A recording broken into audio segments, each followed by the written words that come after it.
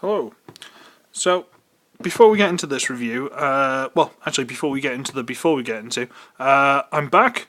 Sorry for the delay. I got back a couple of days ago, something like that.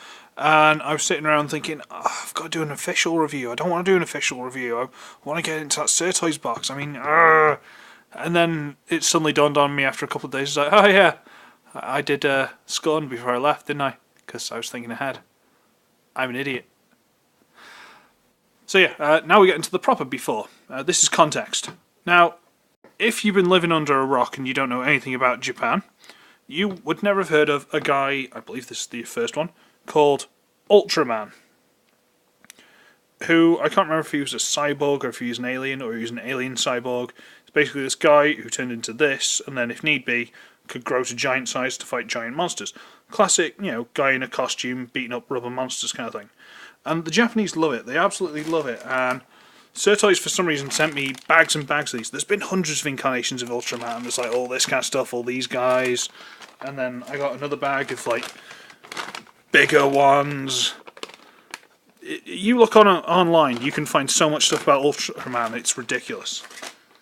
Now, I bring all this up because I'm not sure if he's officially affiliated, but I have seen videos where they sort of mix them. There is a series called Gridman, or if you're American, Superhuman Cyber Samurai Squad, or some variation of those words, which is an abomination. It was a Power Rangers version of Gridman.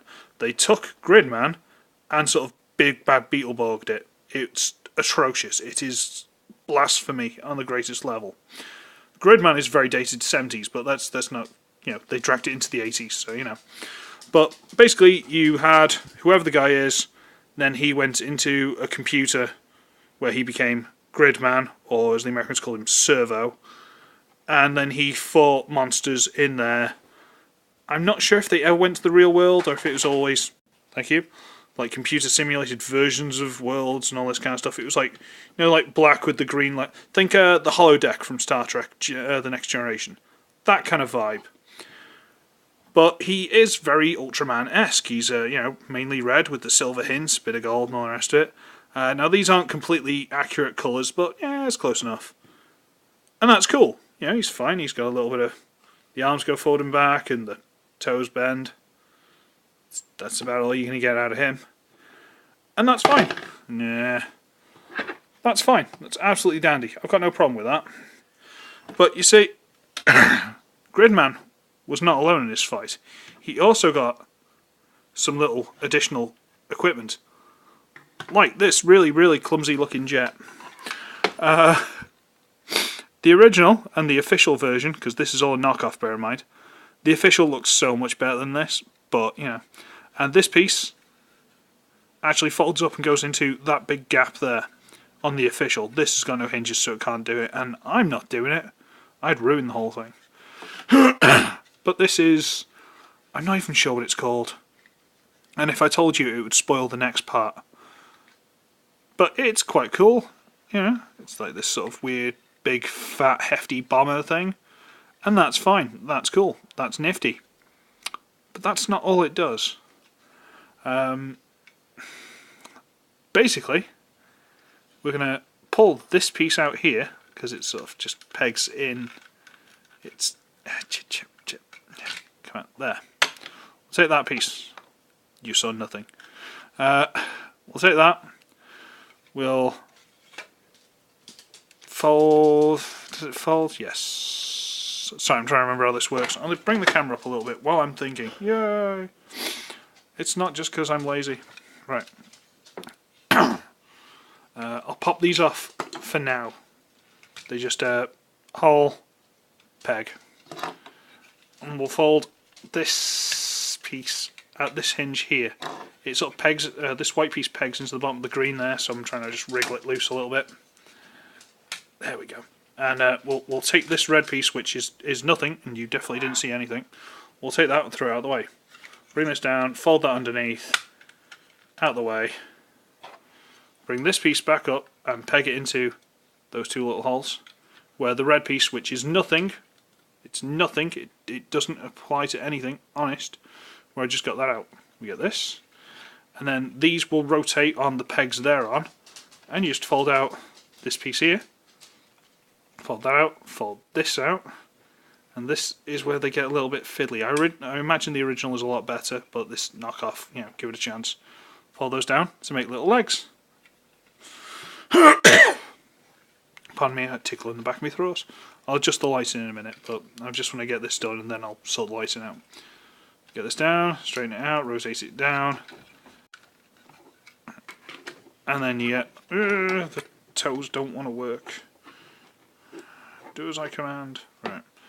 Get these bits and just pull it down and open these up a bit. Look. And they go back where they were. Peg it on there. Stop it. Stop it. Stop it. Thank you. The toes are incredibly loose. I've tried floor polishing them. There's nothing I can do about it. They are just so loose. And you end up with this kind of really fat, robot-y looking T-Rex. And you've got to admit, that's pretty awesome. Let's adjust the lighting so you can actually see it.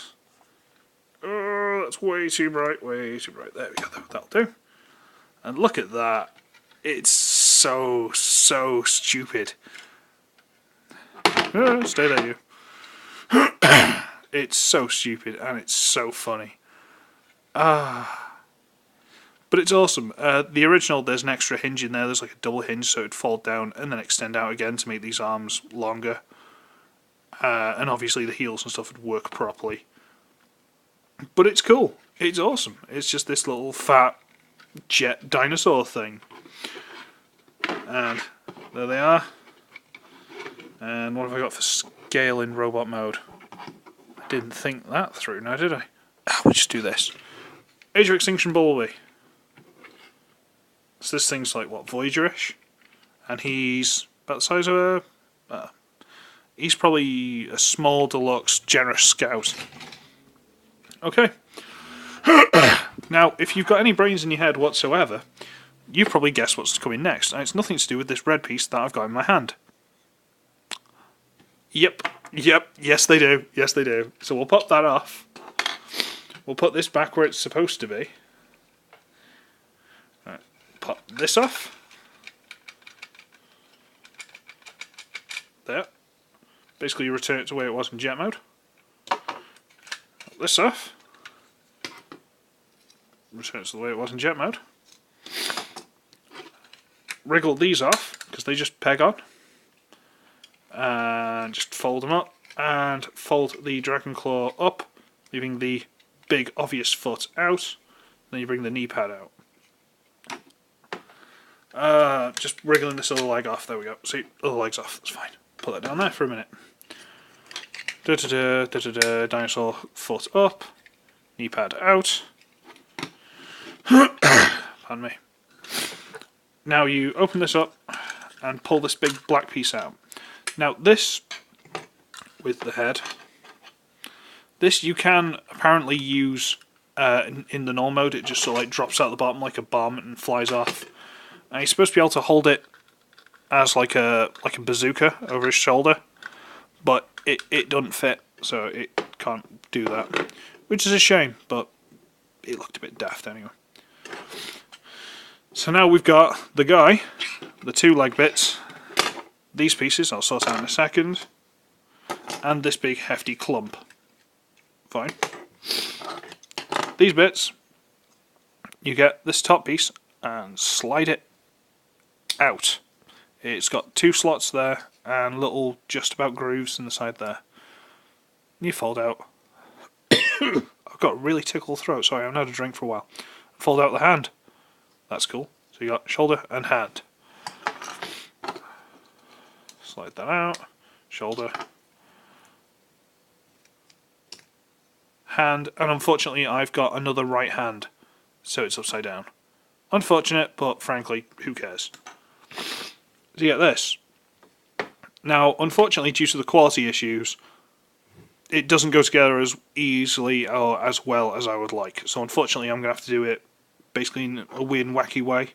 That is, I'm going to do the shoulders first, because they're the hardest bit to get on. So we'll push that on and drop it onto there. Awesome. Get that.